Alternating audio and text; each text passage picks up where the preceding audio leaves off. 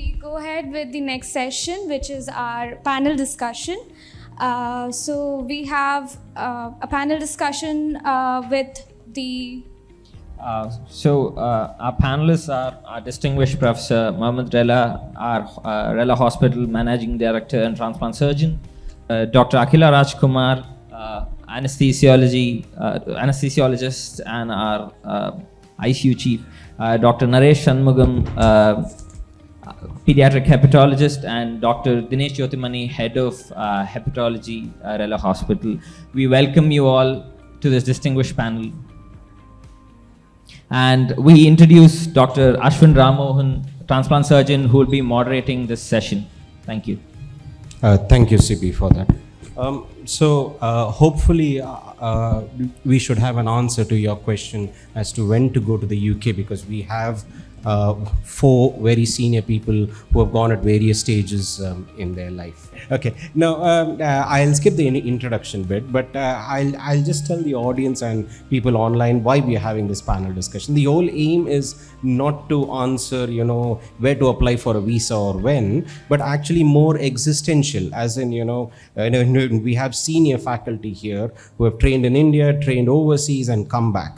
It's quite useful to know their thought process and what they went through, so that we can sort of take home some message, especially for the younger members of the audience, to maybe emulate for that matter. I mean, I'll start with you, Prof. I mean, I know you've been in the UK for 2.5 decades, right at the top. In fact, you're the one of the main reasons why King's has become one of the world-renowned transplant centers. And then one fine day, you just dropped it all and then came to India, and then you were actually able to just do the same with, say, Global and then Rela Institute here, making it again a world-renowned center. So taking a step back, why did you want to go to the UK, and why did you then choose to come back? I think times change. I think it's going with time. I always wanted to be a surgeon. There was nothing else which interested me. And I finished my MBBS. I wouldn't say that I was a bad student. Actually, at school, I was a topper at school, but in MBBS, maybe I was among the first 20 out of a 300 or something in my class. But I couldn't get into MS for 2 years. I couldn't get into surgical training. But I was training. I was doing SHO job, which was non-paid job for 2 years in surgery, because my career in surgery was that's all I could do. I couldn't do anything else. So the option was, there were many friends going to the US, many friends going to the UK, and UK surgical training is not like Indian surgical training. Here you had to be chosen. At least now you've got better options, but 30 years ago, I'm talking about 1982. That's a long time ago. 40 years ago, okay. So I decided to go to the UK, and in November, I decided to go to somewhere around that. I think there was an entrance exam. They introduced the entrance exam for the first time for undergraduate selection. And by then I had decided I had had enough of this country. India was not for me anymore. I was preparing for the PLAB exam, and I took the entrance exam. I don't know if I should say that. I got the highest mark in that entrance exam. So I could get into MS here. But then I had decided I'm not going to stay here. So I joined MS and worked for about 6 months, and then told them I'm going to do my Part 1 FRCS, because we had to do it there. So I went to the UK, passed the PLAB, finished the Part 1 exam, came back to India, did my Part 1 MS a little later, and then Part 2 MS, and then went back to the UK before the results of the MS came, because I was so fed up of this system. I could not stay in India any longer. So if you ask me, why did I go to the UK? I went to the UK because India didn't give me the opportunity to become a surgeon. But when it decided that I could become a surgeon, I was so fed up, I didn't want to be here. So that's when I went there, and we can talk about how you progress there over the years. But I've been lucky and been We'll talk about that later. I'll tell you why I came back a bit later. I think the others should be Sure. given a chance. So for both Akila and for you, Dinesh, we are almost the same cohort, and during our time there was like an exodus to the United States. People were writing MLE from year one of MBBS. Why did you both choose to go to the UK? For me, I mean, people have quoted different reasons. For me, the reason for going abroad was those days, it was 20 years ago. Getting a foreign degree was a matter of repute, not about the standards of training. I mean, I got into MD quite easily that time. It wasn't a problem, at least for me that time. It was more like a reputation. Oh, this doctor doesn't even have a foreign degree. It was a common Speak phrase. louder for the cameras. So that was the only reason why I wanted to go abroad to get a qualification. Didn't think about training at that point. But when we wanted to come back, I always had a defined time frame when I wanted to come back. UK fit in the boxes actually. So because the system of training is more in line with the Indian way of functioning, little sophisticated maybe. So UK was the best option to have a short-term training and come back and get your degree as well. For me, I didn't want to do post-graduation here. I was very clear with that. Because I've seen my seniors in the medical school. I said I don't want to go through this. So I had an option of UK or the USA, but at that point UK was more cost effective, whereas USA you have to spend a lot of money and you have to take 3 exams. So this was more a lucrative option, and so I chose that. Then I started preparing with my seniors, actually, those who have completed the MBBS. After that, so I did my English exams with them, and some of them who went to UK, the first thing they said was, it's not bed of roses, don't come with that sort of mindset. So you have to go through the struggle, and at that age, you're ready to face any challenges, so anything better than doing an MD here. so yeah. So you took the entrance exam in India? No, No. I never took my entrance exam. Fair enough. It's a question to you, Naresh, actually. So you did your DNB, you did your DCH here. You were already, a very successful doctor making enough money. Why did you just leave it and I go? don't agree with the last part of successful doctor making money. We just finished our DNB. In pediatrics particularly, after that, there is no sort of higher training. In India, yeah, in India, DM and all those things, yes, it's there. But usually it's the people who has done MD does the DM. And moreover, it's quite a tough competition to do that. Sure. So I thought for a higher training, it would be easy to go to UK. And why I chose UK is because we had some seniors who can support me during the initial 6 months where I can do the exam. And also the process is quite straightforward unlike USA mainly where the visa system is quite difficult, where you can straightforward one exam, convert your visa and get on with your job. So it's an easy way for me to go to UK rather than US. Sure, that's fair enough. Prof, back to you. A small snapshot of how difficult it was for you, because you were from the late 80s and early 90s, while the rest of them are from the first decade of the next millennium. So I just want to see if things had changed from the 80s, 90s to the early 2010. The time I went, I know I've heard from you as well how tough it was to get jobs. The time I went, it was very easy to get jobs. So you just had to pass PLAB. So I went 1 month before the PLAB, and many of us from here, from this city, go to East Ham. Okay, I stayed in East Ham for 1 month. I did the reason I went 1 month before is just there are many people studying for exams. There are many people studying for exams who have failed the exam a few times, or a couple of times at least. So you get an idea of what they were trying to do and say. And I would say to anybody, if you're going there to find out from other people to do PLAB exam, don't do that. You get the exam here these days. I mean, they were there those days. Because you learn more negative things than positive. You just go there. I think that's why I passed, because I had done my MS here, surgery here, and I could talk what I learned very easily and comfortably and pass the exam, the oral part of the exam.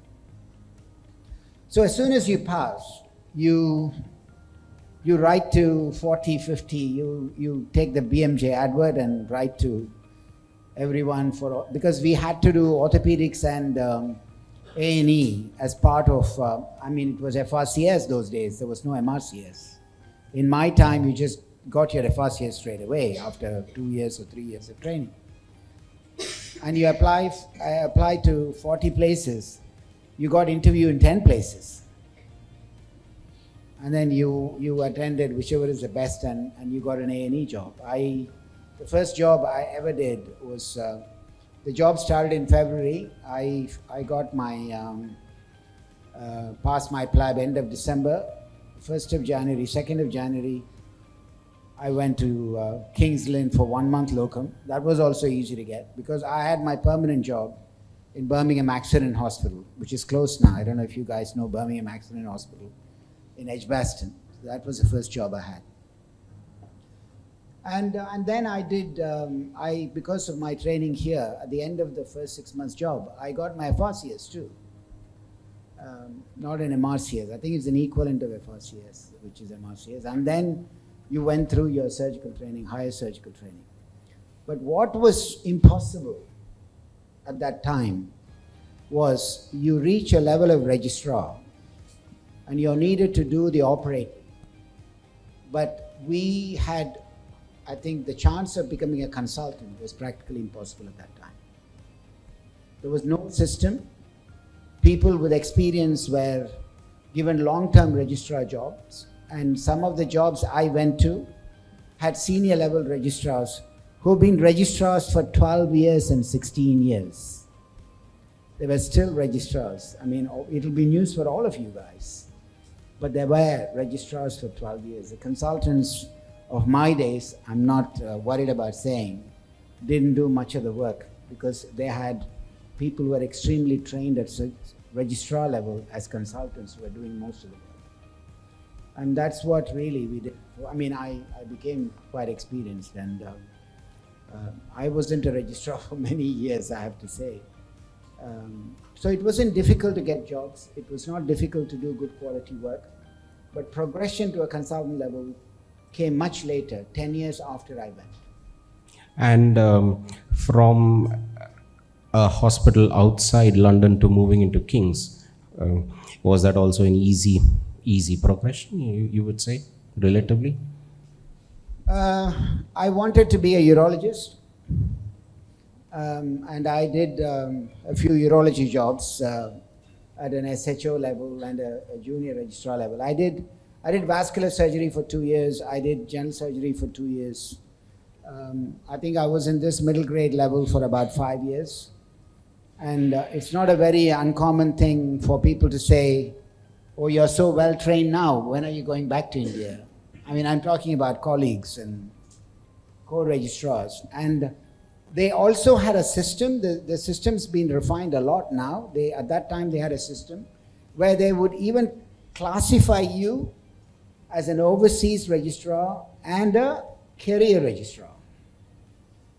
I don't know if you've heard those terminologies now. So if you've trained overseas, foreign medical graduates, they're called overseas registrars, but they could never get into a career registrar's position. So I think they abandoned that 2-3 years later. They're all there in the history of your GMC. And then when I heard that, and then I switched my career to something where I could actually become a consultant. Somebody said, go to King's because there is a liver transplant surgeon there who likes to take overseas registrars because it's a very tough job. It's difficult for him to get local graduates. Now liver transplants become very popular. Those days nobody wanted to do it because you had to go off almost every night or every other night to retrieve an organ, and then you had to come back and implant those livers. So I took a tough job in order to come up in the career. Within 2.5 years of doing that job, I became a consultant. So that's how I landed up in King's. I had to change my career from urology to liver surgery. Thank you for that snapshot. Well, obviously things had moved on in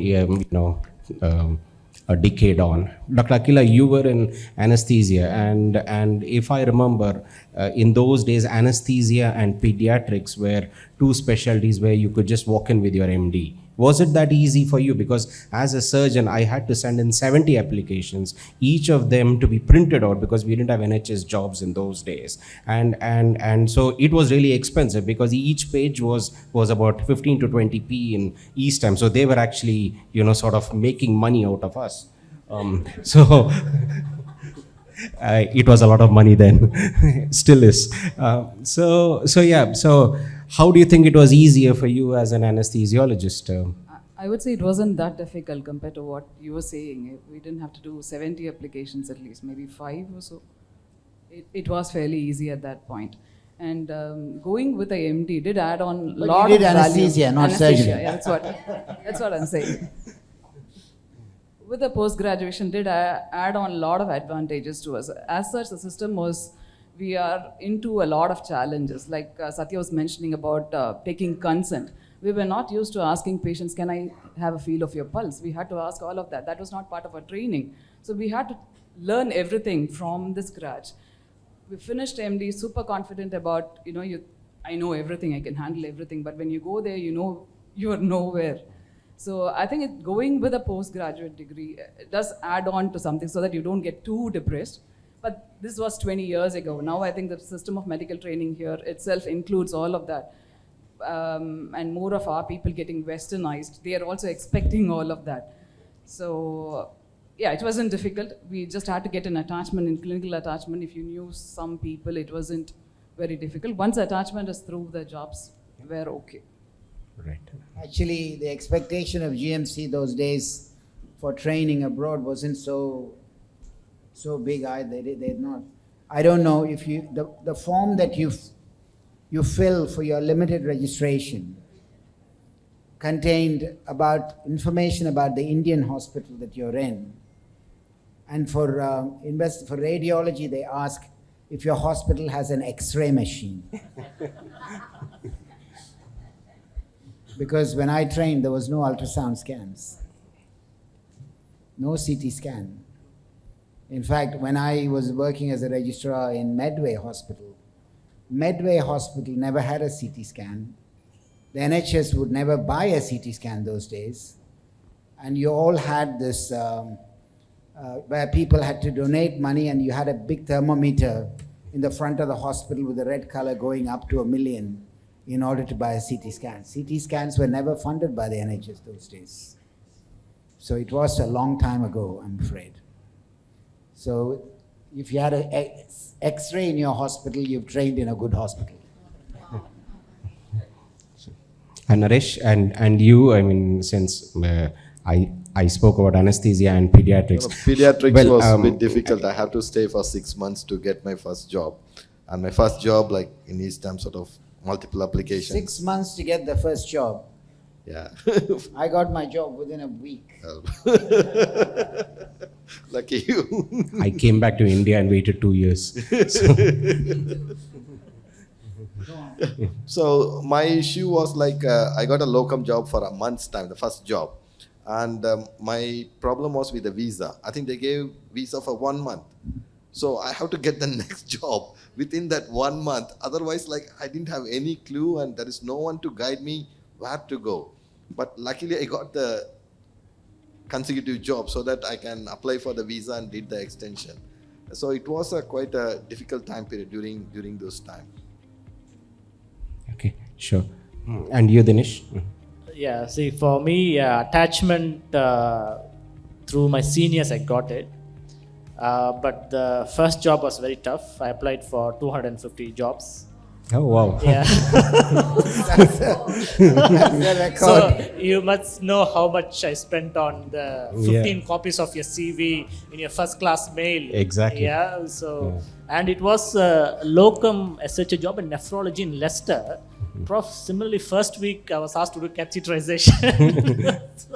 So I didn't know. So I had to get help from my colleagues at that point and started learning actually rather. I think to some extent it answers your question because he went after MBBS while the other three, did some training here and then I went. think some training here is it gives you confidence, you know the subject matter. What you need to learn is really the aesthetics rather than anything else as to how to do it correctly. So you're not struggling with whether you're doing the right thing or not. You know what to do, but you don't know how to do. And once you've seen it, you very quickly instill confidence. And I always say to people, don't go for a definitive job in the first place. Go to a locum job where they assess you as terrible. And then you've learned everything there and you leave that behind and then you go to the next job and you're fantastic there, So and I think we'll start with the take-home messages. Why did you come back, Prof? Why did I come back to India? Okay. So my career really, I did surgery, I enjoyed surgery. I did vascular surgery, which was very useful for me. I went to King's and I suffered in King's, working for a gentleman who wouldn't even hesitate to use the F word if anything went wrong. In NHS, it's not the same anymore. They could get sacked, but it was very tough. I even say I had to send my wife back to India to have our first child because it wasn't safe for me to have a child there at that time.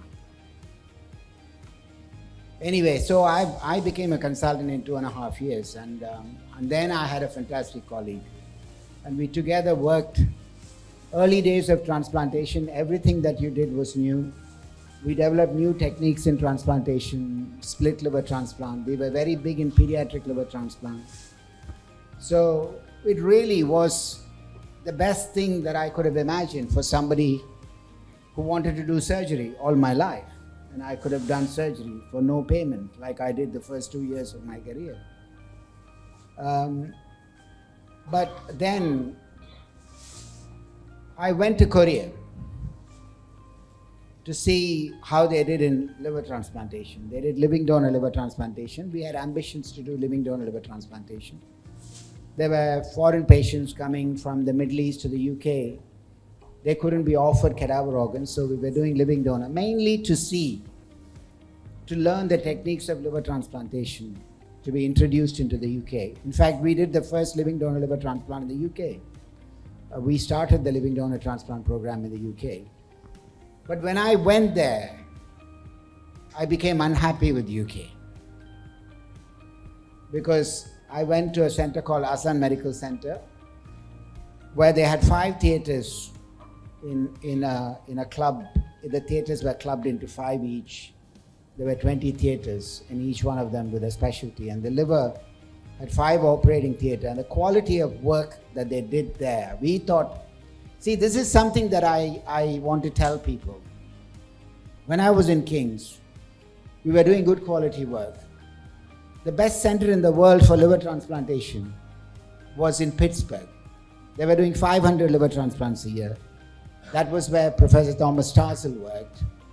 So I had to go there. That was a mecca for liver transplantation. I spent 2 weeks there, and I came back from Pittsburgh thinking, we are not bad. We are doing as good or even better job than Pittsburgh.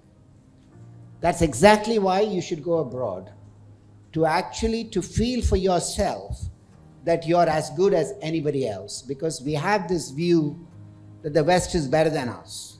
We have this view, US is better than the service we provide.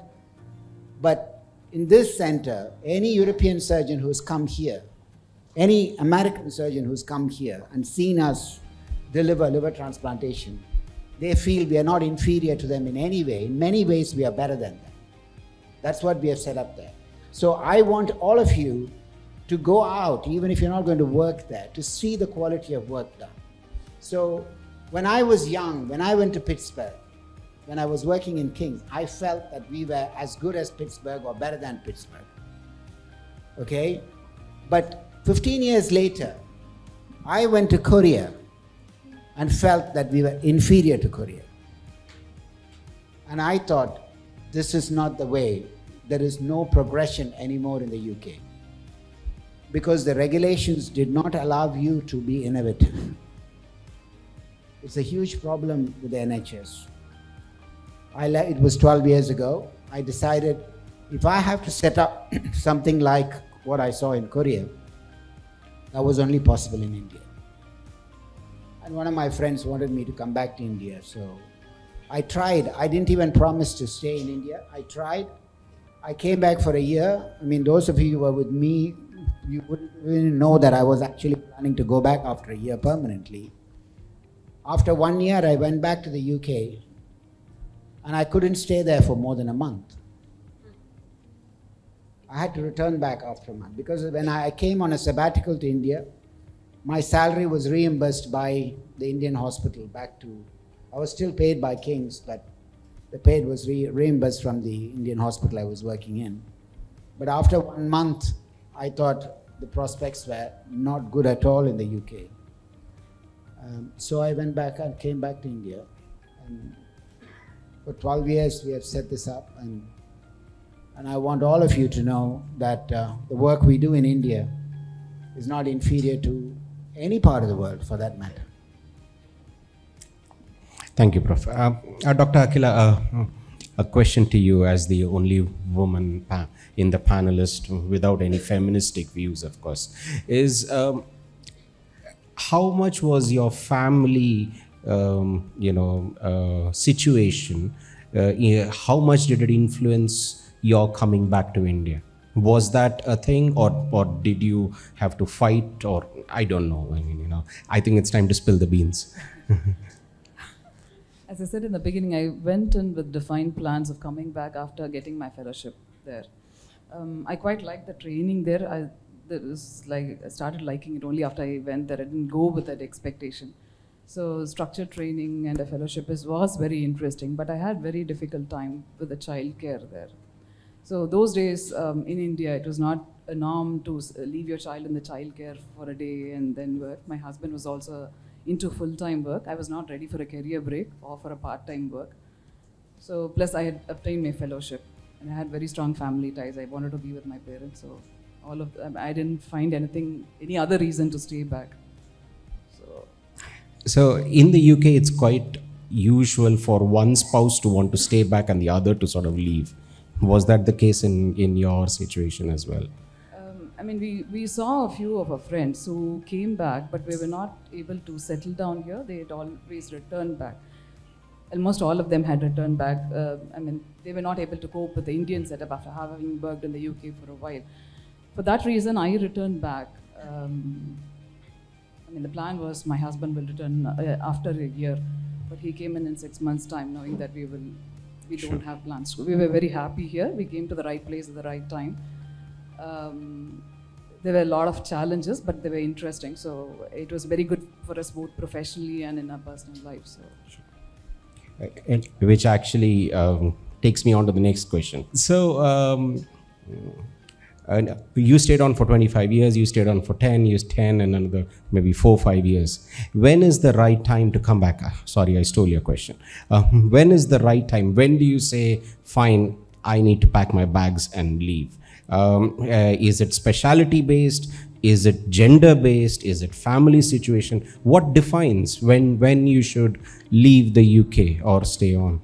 It all depends on an individual person, what goals you've set for yourself. If you're finished, I think you should come back, or before your spouse or the family gets used to the setup. That's terrible.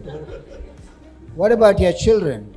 See, one of the problems I've heard about, you guys should ask us questions, about a lot of American families who go there when their children become teenagers, they're worried that culturally United States is not the right age for the teenagers to be educated. I think it's a wrong concept. I've heard many people who want to come back when their children become teenagers. But I've never felt that that's the right attitude. That's one of the reasons why people want to come back.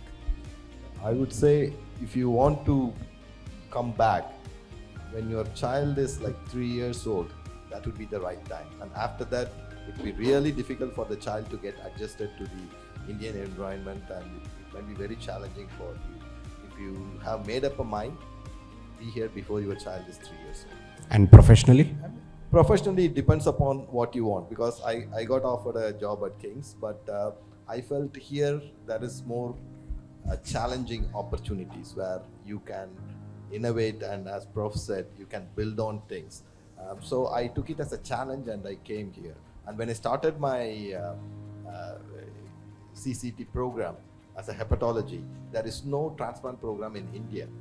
So when I finished, I think Prof was here and it was the right opportunity for me to come back and set the unit.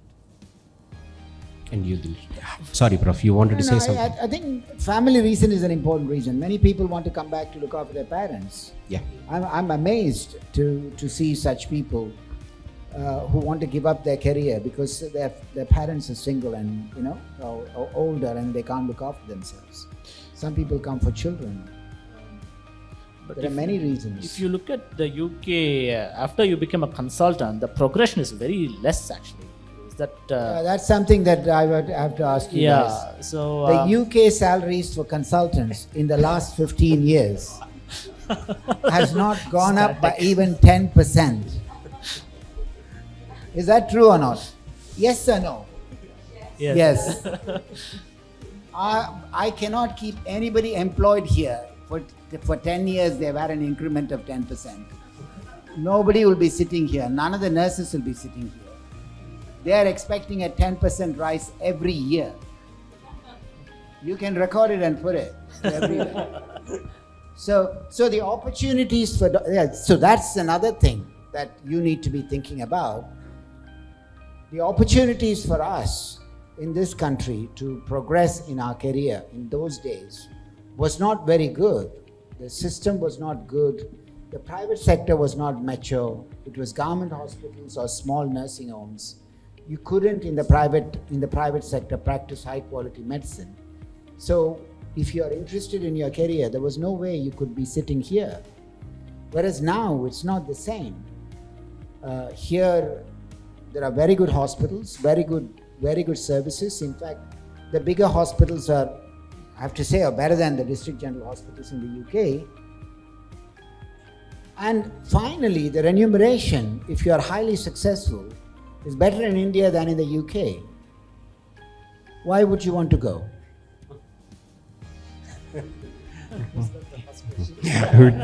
Which actually, then we go on to the last question, which hopefully ends in a more positive note. I've been the devil's advocate. Guys, I didn't bring you here to put off people from coming to the UK. Ilan, you want to ask a question? What's your advice, Prof, for the fresh medical graduates who just completed MBBS? What would be your advice? Like you're going to UK, they want to stay here. If they want to go to UK, what do you want to advise them? Just one sentence or whatever. I think it broadens your mind and horizon when you go anywhere outside the way you're trained from. Whether you want to go to North India and work there or go away from your place, I think that's very important. Certainly going to the West will make you a better person, will make you more polite, will make you care for your patients, will improve your empathy towards patients, because medicine is completely commercialized in this country. You look at them as ways of making money, and that attitude has to change, unfortunately. And if you go abroad, you learn all of those things. You learn that every life is precious. You learn to treat everybody equal. You learn to treat whether wealthy, influential, or the poor the same when you go abroad. And I think everyone, when they have an opportunity to go abroad, even for a short period of time, 2 years, I think 1 year I think is too short, 6 months is too short. You really have to work at a level, not as an attachment where you're really looking after the patients. You have to go and do paid jobs in the Western world and then come back and do what you want, or if you think it's good for you to stay abroad, you stay abroad. I would advise everybody to try and go abroad and at least spend a period of time in the West before you want to come back. It does make you a better person. I don't think it can be said better. Oh, thank you very much, Prof. Any questions from the audience or online chat window? Otherwise, I think we'll close this panel discussion with those excellent words. I'm going to be in trouble for what I said about private institutions. It's okay. The common notion right now is, to add on to your question, sir, the common notion right now is that in UK, when we are training, there's more work-life balance which is achieved, which is lacking a huge part in India. And do you think that's actually something much more better in India, in UK? Is that question to me? To everyone, sir. Yeah. Okay, and I'll take a plunge. I think it's your choice. It's your choice as to what you choose to do and how you choose to do. But when you start off, I think, you're trying to having a work and life balance when you're training. I think it's an utopian concept which we should just throw it out of the window. At least those 3 years or 5 years or whatever you're doing.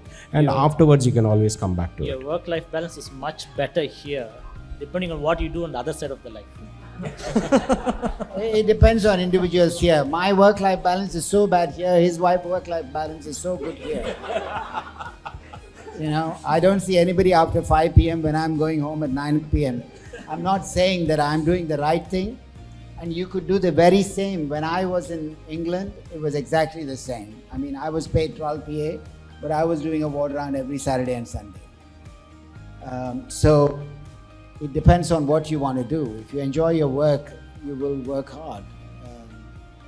I don't know. I think these are modern things, work-life balance, but that I don't understand. Absolutely. I don't even understand now the gender anymore.